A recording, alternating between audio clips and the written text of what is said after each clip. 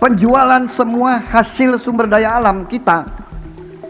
Kita mulai dengan minyak kelapa sawit, batu bara, dan paduan besi, ferroalloys.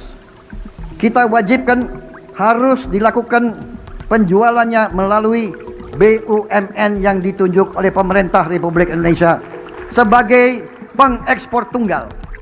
Beberapa hari terakhir, kebijakan pemerintah terkait ekspor minyak sawit mentah atau crude palm oil, CPO, menuai sorotan tajam dari kalangan petani sawit. Kebijakan kenaikan pungutan ekspor CPO yang tertuang dalam PMK nomor 9 tahun 2026 dinilai sangat berdampak terhadap harga tandan buah segar TBS di tingkat petani. Di sejumlah daerah sentra perkebunan sawit, harga TBS yang sebelumnya sempat bertahan tinggi kini mulai mengalami penurunan drastis. Petani mengaku kebijakan tersebut membuat pabrik kelapa sawit menekan harga pembelian buah sawit dari masyarakat. Kondisi ini membuat para petani merasa dirugikan. Sebab, saat harga pupuk, racun rumput, dan biaya perawatan kebun terus melonjak tinggi, harga jual hasil panen justru mengalami penurunan. Salah seorang petani sawit mengaku kecewa dengan kebijakan tersebut. Kami berharap harga sawit tetap stabil karena biaya kebun sekarang mahal semua. Tapi setelah ada kebijakan ekspor itu, harga buah langsung turun di lapangan. Bahkan secara tegas menolak kenaikan pungutan ekspor CPO menjadi 12,5% dari sebelumnya 10%. Mereka menilai kebijakan tersebut berpotensi menekan harga TBS petani dan merugikan petani sawit hingga triliunan rupiah per tahun. Di sisi lain, pemerintah menyebut kebijakan itu dilakukan untuk mendukung pembiayaan program biodiesel B50 dan memperkuat sektor hilirisasi sawit nasional. Namun bagi petani kecil, dampak yang paling terasa adalah turunnya harga sawit di tingkat lapangan. Jika kondisi ini terus berlanjut, banyak petani khawatir tidak mampu menutupi biaya produksi kebun yang semakin mahal. Kini para petani berharap pemerintah segera mengevaluasi kembali kebijakan ekspor CPO tersebut agar harga tandan buah segar kembali stabil dan kesejahteraan petani sawit tidak semakin terpuruk.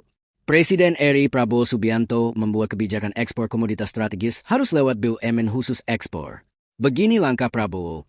Presiden ke-8 RI itu menerbitkan peraturan pemerintah, PP, tentang tata kelola ekspor komoditas sumber daya alam SDA, yang mewajibkan penjualan sejumlah komoditas strategis dilakukan melalui BUMN sebagai pengekspor tunggal. Dampak dari kebijakan tersebut sangat merugikan petani, harga sawit drastis turun.